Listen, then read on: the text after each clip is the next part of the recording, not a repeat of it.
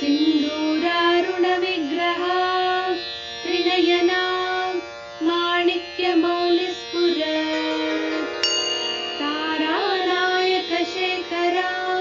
स्मितमुखी मापीनवक्षोरुहाम् पाणिभ्यामलिपूर्णरत्नचषकं रक्तोत्पलं बिभ्रति सौम्यां रत्नघटस्थरक्तचरणां ध्यायेत्।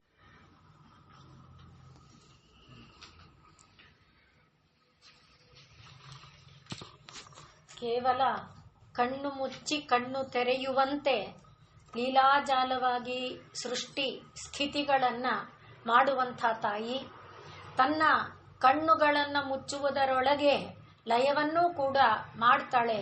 ಆದರೆ ತಾನು ಸೃಷ್ಟಿ ಮಾಡಿದಂಥ ಸೃಷ್ಟಿ ಸುಲಭದಲ್ಲಿ ಲಯವಾಗಿ ಹೋಗಬಾರ್ದು, ನಾಶ ಆಗಬಾರ್ದು ಅನ್ನುವ ಕರುಣೆಯಿಂದ ತಾನು ತೆರೆದ ಕಣ್ಣನ್ನು ಮುಚ್ಚದೆ ತಾನಿದ್ದಾಳೆ ದೇವಿ ಅನ್ನುವ ಭಾವವನ್ನು ನಾವು ನೋಡ್ಕೊಂಡಿದ್ವಿ. ಆದ್ದರಿಂದಲೇ ಲೋಕದಲ್ಲಿ ಸೃಷ್ಟವಾದ ಸಕಲ ಜೀವಿಗಳ ಸಂರಕ್ಷಣೆಯ ಹೊಣೆ ತಾಯಿಯದು, ಪರಮಾತ್ಮನದು, ಪರಬ್ರಹ್ಮ ಸ್ವರೂಪನದು. ಹಾಗೆ ಪರಬ್ರಹ್ಮ ತನ್ನ ಸ್ವರೂಪವಾಗಿ ನಮ್ಮಂಥವರನ್ನ ಅಂದ್ರೆ ತಂದೆ ತಾಯಿಯನ್ನ ಲೋಕಕ್ಕೆ ಸೃಷ್ಟಿಸಿದ್ದಾನೆ. ಹಾಗೆ ಬಂಧು ಬಾಂಧವರನ್ನ ಲೋಕಕ್ಕೆ ಕೊಟ್ಟಿದ್ದಾನೆ. ಆ ಮೂಲಕ ಬಂಧು ಬಾಂಧವರ ರೂಪದಲ್ಲಿರುವುದು ಪರಮಾತ್ಮನೇ, ತಂದೆ ತಾಯಿಯ ರೂಪದಲ್ಲಿರೋದು ಪರಮಾತ್ಮನೇ. ಆ ರೂಪದಿಂದ ತಾನು ಮಾಡಿದ ಸೃಷ್ಟಿಯ ಸಂರಕ್ಷಣೆಯನ್ನ ಅವರು ಹೊರಬೇಕು ಅನ್ನುವ ಜವಾಬ್ದಾರಿಯನ್ನ ತಾಯಿ ತೋರಿಸಿಕೊಡ್ತಾ ಉನ್ಮೇಷ ನಿಮಿಷೋತ್ಪನ್ನ ವಿಪನ್ನ ಭುವನಾವಲಿ ಸಹಸ್ರ ಶೀರ್ಷವದನ ಸಹಸ್ರಾಕ್ಷಿ ಸಹಸ್ರಪಾತ್, ಹೀಗೆ ತಾನೇ ಎಲ್ಲ ಜೀವಿಗಳ ರೂಪದಲ್ಲಿ, ಎಲ್ಲ ಜೀವಿಗಳ ತಲೆಯಾಗಿ, ಎಲ್ಲ ಜೀವಿಗಳ ಕಾಲಾಗಿ, ಎಲ್ಲ ಜೀವಿಗಳ ಕೈಯಾಗಿ, ಅಂದ್ರೆ ಎಲ್ಲ ಜೀವಿಗಳ ಜ್ಞಾನಶಕ್ತಿಯಾಗಿ, ಎಲ್ಲ ಜೀವಿಗಳ ಕ್ರಿಯಾಶಕ್ತಿಯಾಗಿ, ಅದೇ ತಾನೇ ಪಾತ್ ಅನ್ನುವಾಗ ಕಾಲು, ಅದು ಕ್ರಿಯಾಶಕ್ತಿ. ಹಾಗೆ ಎಲ್ಲ ಜೀವಿಗಳ ಜ್ಞಾನಶಕ್ತಿಯಾಗಿ, ಇಚ್ಛಾಶಕ್ತಿಯಾಗಿ ದೇವಿ ತಾನೇ ಸಕಲ ಇಂದ್ರಿಯಗಳು, ಸಕಲ ಭಾವಗಳು, ಸಕಲ ರೀತಿಯಿಂದ ತಾನೇ ಇದ್ದಾಳೆ.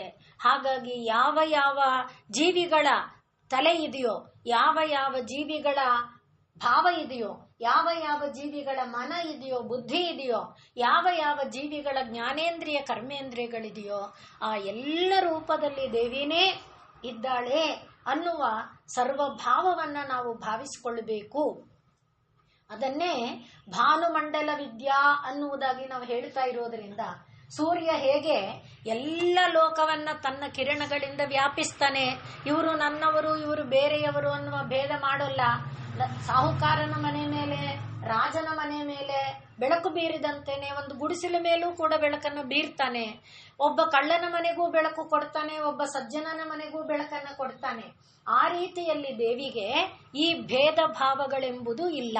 ಅದನ್ನ ಬ್ರಹ್ಮಸೂತ್ರದಲ್ಲಿ ಹೇಳುವಾಗ, ಆದರೆ ಜನ ಇದನ್ನ ತಿಳ್ಕೊಳ್ಳದೆ ಇದ್ದಾಗ ಏನಂತಾರೆ, ದೇವರು ಪಕ್ಷಪಾತ ಮಾಡ್ತಾನೆ, ದೇವರೇ ಜನರಿಗೆ ಈ ರೀತಿ ಕಷ್ಟಕೋಟಲೆಗಳನ್ನ ಕೊಟ್ಟಿದ್ದಾನೆ, ಆ ದೇವರು ನಿಷ್ಕರುಣಿ ಇತ್ಯಾದಿಯಾದ ಮಾತುಗಳನ್ನ ನಾವು ಲೋಕದಲ್ಲಿ ನೋಡ್ತಾ ಇರ್ತೇವೆ. ದೇವರಿಗೆ ಲೋಕದ ಕಷ್ಟ ಸುಖಕ್ಕೆ ಸಂಬಂಧ ಇಲ್ಲ. ಲೋಕದ ಕಷ್ಟ ಸುಖಕ್ಕೆ ಯಾರು ಕಾರಣ ಅಂದ್ರೆ ಲೋಕವೇ ಕಾರಣ. ಯಾಕೆ ಅಂದ್ರೆ ಅವರವರು ಮಾಡಿದ ಕರ್ಮಕ್ಕೆ ಅನುಗುಣವಾದ ಫಲವನ್ನ ಅವರು ಅನುಭವಿಸ್ತಾರೆ. ಅದನ್ನ ನಾವು ಪತಂಜಲಿಗಳ ಸೂತ್ರ ಹೇಳಿಕೊಂಡಿದ್ದೇವೆ. ತೇಹಿ ಹ್ಲಾದ ಪರಿತಾಪ ಫಲಾಹ. ಅವುಗಳು ಯಾವುಗಳು? ನಾವು ಹೊಂದಿರುವಂತಹ ರಾಗದ್ವೇಷಾದಿಗಳಿದೆಯಲ್ಲ, ಆ ರಾಗದ್ವೇಷದಿಂದ ನಿಮ್ಮ ತಲೆ ಮೇಲೆ ನಾವು ಅರಿದಿರುವಂತ ಮೆಣಸಕಾಳು, ಕೋಪತಾಪ ಇತ್ಯಾದಿಗಳು, ನಾವು ಮಾಡಿದ ದುಶ್ಚೇಷ್ಟೆಗಳು ಇವೆಲ್ಲ ಇದೆಯಲ್ಲ, ಅದರ ಫಲವಾಗಿ ಅದು ಹಾಗೆ ನಾನು ಮಾಡಿದ ದಾನ, ಅಯ್ಯೋ ಪಾಪ ಒಂದು ತನ್ನ ತಿನ್ನಪ್ಪ ಅಂತ ಕೊಟ್ಟಂತ ಒಂದು ಅನ್ನದಾನ, ನಾನು ಮಾಡಿದ್ದೇನಿದೆ ಅದು ತೇಹಿ ಹ್ಲಾದ ಆನಂದವನ್ನ, ಪರಿತಾಪ ದುಃಖವನ್ನ ಫಲವಾಗಿ ಕೊಡುತ್ತೆ. ಅದ್ಯಾವುದದು? ಪುಣ್ಯ ಫಲಪ್ರದಾಹ. ನಾವು ಮಾಡಿದ ಪುಣ್ಯ, ನಾವು ಮಾಡಿದ ಅಪುಣ್ಯ ಅದಕ್ಕೆ ಕಾರಣನೇ ಹೊರತು ಲೋಕದಲ್ಲಿರುವ ಪುಣ್ಯಗಳಿಗೆ ದೇವರು ಕಾರಣ ಅಲ್ಲ. ಅದನ್ನ ನಮಗೆ ವಿವೇಕ ಕೊಟ್ಟಿದ್ದಾನೆ, ಬುದ್ಧಿ ಕೊಟ್ಟಿದ್ದಾನೆ. ಬೇರೆಯವರು ಹೇಳ್ತಾರೆ ನೋಡಪ್ಪ ಈ ತರ ಮಾಡಬಾರ್ದು ಅಂತ ದೊಡ್ಡವರು ಹೇಳ್ತಾರೆ, ಆದರೂ ಕೂಡ ಉಲ್ಲಂಘನೆಯನ್ನ ಮಾಡಿ, ದೊಡ್ಡವರೋ ಚಿಕ್ಕವರೋ ಯಾರೋ ಹೇಳ್ತಾರೆ, ಹೇಳಿದ್ದನ್ನ ಉಲ್ಲಂಘನೆ ಮಾಡಿ ನಾವು ಆ ಕೆಲಸವನ್ನ ಮಾಡಿ ಕೆಲಸದ ಫಲ ಬಂದಾಗ ಮಾತ್ರ ದೇವರನ್ನ ಅನ್ನೋದು ನ್ಯಾಯ ಅಲ್ಲ ಅನ್ನುವುದಾಗಿ ಬ್ರಹ್ಮಸೂತ್ರದಲ್ಲೇ ವೈಷಮ್ಯ ನೈರ್ಘೃಣ್ಯೇ ನ, ಪರಮಾತ್ಮನಿಗೆ ಇದು ಬೇರೆ ಅನ್ನುವಂಥ ವೈಷಮ್ಯ ಭಾವ ಇಲ್ಲ. ನೈರ್ಘೃಣ್ಯ ಅಂದ್ರೆ ಕಾಠಿಣ್ಯ, ಕಠೋರ ಭಾವ ಪರಮಾತ್ಮನಲ್ಲಿ ಇಲ್ಲ. ಅವನಿಗೆ ಎಲ್ಲರ ಮೇಲೆ ಕರುಣೆ ಇದೆ. ಕರುಣೆ ಇರೋದರಿಂದಲೇ ದುಷ್ಟನನ್ನು ರಕ್ಷಿಸ್ತಾ ಇದ್ದಾನೆ. ಅದನ್ನೇ ನಾವು ನಿನ್ನೆ ದಿವಸ ನೋಡಿದ್ದು. ಶುಂಭ ನಿಶುಂಭಾದಿಗಳಿಗೆ ಯಾಕೆ ತನ್ನ ಗಂಡನನ್ನ ದೂತನನ್ನಾಗಿ ಮಾಡಿ ಕಳಿಸಿ ಹೇಳಬೇಕಾಗಿತ್ತು ಬುದ್ಧಿಯನ್ನ? ಮೊದಲೇ ಹೊಡಿಬೇಕಿತ್ತಾನೆ, ಹೊಡಿಲಿಲ್ಲ. ಆ ಅವಕಾಶವನ್ನ ಕೊಟ್ಟಿದ್ದಾಳೆ. ಎಲ್ಲರ ಮೇಲೆ ಕರುಣೆಯನ್ನ ತೋರುವುದು ಪರಮಾತ್ಮನ ಸಹಜ ಸ್ವಭಾವ. ಪರಮಾತ್ಮನಿಗೆ ಇವನು ದುಷ್ಟ, ಇವನನ್ನು ಬಡಿಬೇಕು ಅನ್ನುವಂಥ ಭಾವ ಇಲ್ಲ. ದುಷ್ಟನಿಗೆ ತನ್ನನ್ನ ತಾನು ತಿದ್ದುಕೊಳ್ಳೋದಕ್ಕೆ ಬೇಕಾದ ಅವಕಾಶ ಮುಂದೆ ಇಡ್ತಾನೆ. ಸರಿಯಾಗುತ್ತಾನ, ಸರಿನೇ ಆಗದೆ ಇದ್ದಾಗ ಅನೇಕ ನಾವು ನೋಡಿರುವ ಉದಾಹರಣೆಗಳೇ. ದುರ್ಯೋಧನನನ್ನ ತಗೊಳ್ಳಿ, ಧೃತರಾಷ್ಟ್ರನನ್ನ ತಗೊಳ್ಳಿ, ಬೇಕಾದವರು ಇದ್ದಾರೆ. ಇವೆರಡು ಪ್ರಧಾನವಾಗಿ ಯಾಕೆ ಹೇಳೋದಂದ್ರೆ ನಮಗೆ ಚೆನ್ನಾಗಿ ಗೊತ್ತಾಗಕ್ಕೆ. ನಾವೇ ಅದೆಲ್ಲ ಪ್ರತಿನಿಧಿಗಳು. ನಾವು ಧೃತರಾಷ್ಟ್ರನಿಗಿಂತ ಬೇರೆ ಅಲ್ಲ, ದುರ್ಯೋಧನನಿಗಿಂತ ಬೇರೆ ಅಲ್ಲ. ನಾವೇ ಪ್ರತಿನಿಧಿಯಾಗಿದ್ರು ನಮ್ಮನ್ನು ನಾವು ನೋಡ್ಕೊಳಕ್ ಇಷ್ಟಪಡಲ್ಲ. ಹೊರಗಿಂದ ನೋಡಕ್ ಇಷ್ಟಪಡ್ತೀವಿ, ಹೊರಗಿಂದಕ್ಕೆ ಬೇಗ ಅಂತ ರೈಟ್ ಹಾಕ್ತೇವೆ. ಅದು ನಮ್ಮೊಳಗೆ ಇಲ್ಲಪ್ಪ, ನಾನು ಆ ಥರ ಅಲ್ಲ, ನಾನು ಹೀಗಿದ್ರೆ ನಾ ಖಂಡಿತ ನಮ್ಮನ್ನ ನಾವು ಜಸ್ಟಿಫೈ ಮಾಡ್ಕೊಳ್ತೀವಿ, ನಾನು ಹಾಗೆ ಮಾಡ್ತಿರ್ಲಿಲ್ಲ ಅಂತ. ಅದಕ್ಕೋಸ್ಕರ ಬೇರೆಯ ದೃಷ್ಟಾಂತವನ್ನ ನೋಡೋದಾದ್ರೆ ರಾವಣನನ್ನ ತಗೊಳ್ಳಿ. ರಾವಣನಿಗೆ ಒಬ್ಬರು ಉಪದೇಶ ಮಾಡಿದ್ರ? ಎಷ್ಟು ಜನ ಉಪದೇಶ ಮಾಡಿದ್ರು? ಕೊನೆಗೆ ಅವನದೇ ಏನು ಸಮಭಾವ ಹಂಚಿಕೊಂಡಿರುವ ಕುಂಭಕರ್ಣನೂ ಕೂಡ ಉಪದೇಶ ಮಾಡ್ದ. ಅಣ್ಣ, ನೀನು ಸರಿಯಾದ ಮಂತ್ರಿಗಳನ್ನು ಇಟ್ಕೊಂಡಿಲ್ಲ, ನಿನ್ನ ಮಂತ್ರಾಲೋಚನ ಶಕ್ತಿ ಸರಿ ಇಲ್ಲ. ಹಾಗೆ ಉಪದೇಶ ಯಾರು ಹೇಳಿದ್ರು ಕೇಳದೆ ಇದ್ದಾಗ ತಪ್ಪು ಯಾರದಿದೆ? ಕೊನೆಯಲ್ಲಿ ರಣರಂಗದಲ್ಲೂ ತಿರುಗಾ ಉಪದೇಶ ಮಾಡಿದ್ನ. ಸುಗ್ರೀವನ ಕೈನಲ್ಲಿ, ಅಂಗದನ ಕೈನಲ್ಲಿ, ಎಲ್ಲಾರ ಕೈನಲ್ಲಿ ಹೇಳಿಸ್ದ. ಯಾರ ಕೈನಲ್ಲಿ ಹೇಳಿದಾಗಲೂ ಬಗ್ಗದೆ ಇದ್ದಾಗ ಏನ್ ಮಾಡ್ಬೇಕಾಗುತ್ತೆ? ಆಯುಧವನ್ನ ಎತ್ತಲೇಬೇಕಾಗತ್ತೆ. ಅಲ್ಲಿ ಪರಮಾತ್ಮನ ದೋಷ ಇದೆ ಅಂತ ನಾವು ಅಂದುಕೊಳ್ಳುವ ಹಾಗಿಲ್ಲ. ಅದನ್ನೇ ನಾವಿಲ್ಲಿ ನೋಡ್ತಾ ಇರೋದು. ಆ ಬ್ರಹ್ಮ ಕೀಟ ಜನನಿ, ಬ್ರಹ್ಮನಿಂದ ಹಿಡಿದು ಕೀಟದವರೆಗೆ. ಪುಣ್ಯ ಮಾಡಿದ್ರೆ ಬ್ರಹ್ಮನ ಸ್ಥಾನ, ಪಾಪ ಮಾಡಿದ್ರೆ ಕೀಟದ ಸ್ಥಾನ. ಆದರೆ ಪುಣ್ಯ ಪಾಪಗಳು ಯಾರದು? ಜೀವಿಗಳದು. ಆದರೆ ಕೀಟಕ್ಕೂ ತಾಯಿನೇ ಜನನಿ, ಬ್ರಹ್ಮಕ್ಕೂ ತಾಯಿನೇ ಜನನಿ. ಅವಳಿಗೆ ಅಲ್ಲಿ ಭೇದ ಭಾವ ಇಲ್ಲ. ಹಾಗಾಗಿ ಎಲ್ಲ ಒಂದಕ್ಕೊಂದಕ್ಕೆ ಹೆಣೆದ ನಾಮಗಳಿದು. ಉನ್ಮೇಷ ನಿಮಿಷೋತ್ಪನ್ನ ವಿಪನ್ನ ಭುವನಾವಲಿಹಿ ಸಹಸ್ರಾಕ್ಷಿ ಸಹಸ್ರಪಾತು ಸಹಸ್ರ ಶೀರ್ಷವದನ ಆ ಬ್ರಹ್ಮಕೀಟ ಜನನಿ. ಹಾಗಾಗಿ ಅವಳು ಎಲ್ಲರನ್ನ ತಾನು ಪರಿಪಾಲಿಸುವವಳಾಗಿ, ಪೋಷಿಸುವವಳಾಗಿ, ರಕ್ಷಿಸುವವಳಾಗಿ, ಭರಿಸುವವಳಾಗಿ. ಮಕ್ಕಳು ಒದ್ರೆ ಒದಿಸ್ಕೊಂಡು ತಾಯಿ ಸುಮ್ಮನಿರ್ತಾಳಲ್ವಾ? ಅಂದ ಮಾತುಗಳು, ಹೀನವಾದ ಮಾತುಗಳನ್ನಾಡಿದಾಗ ಅನುಭವಿಸ್ಕೊತಾಳಲ್ವಾ? ನೋವನ್ನೆಲ್ಲ ನುಂಗ್ಕೋತಾಳಲ್ವಾ? ಎಲ್ಲರ ಮನೆಗಳಲ್ಲಿರುವ ದೃಷ್ಟಾಂತ ಅದು. ಅಂಥ ಎಲ್ಲವನ್ನ ಅವಳು ಹಾಗೆ ಆ ಬ್ರಹ್ಮಕೀಟ ಯಾರ್ಯಾರು ಏನೇನು ಮಾಡಿದ್ರು ಎಲ್ಲವನ್ನ ಭರಿಸಿಕೊಳ್ತಾಳೆ, ಎಲ್ಲವನ್ನ ನುಂಗಿಕೊಳ್ತಾಳೆ. ಅದಕ್ಕೆ ಪ್ರತಿಯಾಗಿ ಅವಳು ಉತ್ತರ ಕೊಡಕ್ಕೆ ಹೋಗೋದಿಲ್ಲ. ಆದರೆ ಕೊನೆಯಲ್ಲಿ ಅದರ ಫಲ ಯಾರು ತಿನ್ಬೇಕು? ಮಾಡಿದವರು ತಿನ್ಬೇಕಾಗತ್ತೆ. ಆವಾಗ ಮಾತ್ರ ನಾವು ಕಣ್ಣೀರಿಡುವುದರಲ್ಲಿ ಅಥವಾ ಇದನ್ನ ಮಾಡೋದರಲ್ಲಿ ಪ್ರಯೋಜನ ಇಲ್ಲ. ಅದನ್ನೇ ವಾಲಿ ವಧೆಯ ಸಂದರ್ಭದಲ್ಲಿ ರಾಮ ನೇರವಾಗಿ ಉತ್ತರ ಕೊಡ್ತಾನೆ. ವಾಲಿ ಹೇಳಿದಾಗ, ಇಲ್ಲಪ್ಪ, ಅವರು ಮಾಡಿದ್ದನ್ನು ಅವ್ರು ತಿನ್ಬೇಕಾಗುತ್ತೆ, ಇದರಲ್ಲಿ ನಂದೇನು ದೋಷ ಇಲ್ಲ, ಇದಕ್ಕೆ ನನಗೆ ಸಂಬಂಧ ಇಲ್ಲ ಅಂತ ಅವನು ನೇರವಾದ ಉತ್ತರಗಳನ್ನು ಹೇಳ್ತಾನೆ. ಆ ನಂತರದಲ್ಲಿ ಕೂಡ ತಾರೆ ಮತ್ತು ಸುಗ್ರೀವನು ಪಶ್ಚಾತ್ತಾಪ ಪಡ್ತಾನೆ. ಛೇ, ನನ್ನಂತ ತಮ್ಮ ಇನ್ನೊಬ್ಬ ಇರೋಲ್ಲ ಭೂಲೋಕದಲ್ಲಿ. ಒಂದು ರಾಜ್ಯದ ಆಸೆಗೋಸ್ಕರ ಇಂಥ ಅಣ್ಣನನ್ನ ನಾನು ಕೊಲ್ಲಿಸ್ಬಿಟ್ನಲ್ಲ ಅಂತ ಅವನಿಗೆ ನೋವಾಗುತ್ತೆ. ಸಹಜವಾಗಿ ಬಾಧೆಯಾಗುತ್ತೆ. ತಾನು ಮಾಡಿದ ತಪ್ಪು ಅನ್ನುವ ಪ್ರಾಯಶ್ಚಿತ್ತ ಆಗುತ್ತೆ. ಆಗ ಸುಗ್ರೀವನಿಗೆ, ತಾರೆಗೆ, ಎಲ್ಲರಿಗೆ ಧರ್ಮದ ಒಂದು ತತ್ವಗಳನ್ನ ರಾಮ ಉಪದೇಶ ಮಾಡ್ತಾನೆ. ಆಗ ನಮಗೆ ಗೊತ್ತಾಗುತ್ತೆ ಪರಮಾತ್ಮನಲ್ಲಿ ಈ ವೈಷಮ್ಯ ನೈರ್ಘೃಣ್ಯಗಳು ಇಲ್ಲ. ಎಲ್ಲರಿಗೂ ಪರಮಾತ್ಮ ತಾಯಿ. ತ್ವಮೇವ ಮಾತಾಚ ತ್ವಮೇವ ಪಿತಾ ಪಿತಾ ತ್ವಮೇವ. ಆದ್ರಿಂದ ಎಲ್ಲರಿಗೆ ತಾಯಿ ತಂದೆಯಾಗಿರುವ ಪರಮಾತ್ಮ. ಆದ್ರಿಂದಲೇ ಬ್ರಹ್ಮನಿಗೂ ತಾಯಿ ಪರಮಾತ್ಮನೇ, ಕೀಟಕ್ಕೂ ತಾಯಿ ಪರಮಾತ್ಮನೇ. ಆ ಬ್ರಹ್ಮ ಕೀಟ ಜನನಿ. ಆದರೆ ಲೋಕದಲ್ಲಿ ಹುಟ್ಟಿದ ಎಲ್ಲವೂ ಕೂಡ, ಇವಳು ಹೇಳಿದ್ನಲ್ವ ಜನನಿ ಅಂದ ಮೇಲೆ ಅವುಗಳನ್ನು ಉಳಿಸ್ಬೇಕು, ಬೆಳೆಸಬೇಕು, ಪಾಲಿಸಬೇಕು, ಪೋಷಿಸಬೇಕು, ರಕ್ಷಿಸಬೇಕು, ಬೇಕಾದ್ದನ್ನ ಕೊಡಬೇಕು, ನಿಂದಾಸ್ತುತಿಗಳನ್ನು ಸಹಿಸಬೇಕು. ಈ ಬೇಕು ಬೇಕು ಬೇಕುಗೆ ಒಂದು ಚೌಕಟ್ಟು ಬೇಕು, ಒಂದು ನಿಯಮಾವಳಿ ಬೇಕು. ಆದ್ರಿಂದ ತಾಯಿ ವರ್ಣಾಶ್ರಮ ವಿಧಾಯಿನಿ. ಲೋಕದಲ್ಲಿ ಮಾಯೆ ಪ್ರಭಾವ ಇದೆ. ಮಾಯಾ ಪ್ರಭಾವಕ್ಕೆ ಒಳಗಾಗಿ ಜೀವಿಗಳೇನ್ ಮಾಡ್ತಾರೆ? ಪಾಪ ಪುಣ್ಯಾದಿಗಳನ್ನ ಮಾಡ್ತಾರೆ. ಆದ್ರಿಂದ ಪಾಪ ಪುಣ್ಯಾದಿಗಳನ್ನ ಮಾಡದೇ ಇರುವುದಕ್ಕೆ ವರ್ಣ ಆಶ್ರಮ ಎಂಬ ಒಂದು ನಿಯಮವನ್ನು ತಾಯಿ ಲೋಕಕ್ಕೆ ಕೊಟ್ಟಿದ್ದಾಳೆ. ಇಲ್ಲೂ ನೋಡಿ, ತಿರ್ಗಾ ದೇವರಲ್ಲಿ ವೈಷಮ್ಯ ನೈರ್ಘೃಣ್ಯ ಇಲ್ಲ. ನಮಗೆ ಎಷ್ಟೆಲ್ಲ ಧರ್ಮ ಮಾರ್ಗಗಳನ್ನ ಲೋಕ ಹಾಕೊಟ್ಟಿದ್ದಾರೆ.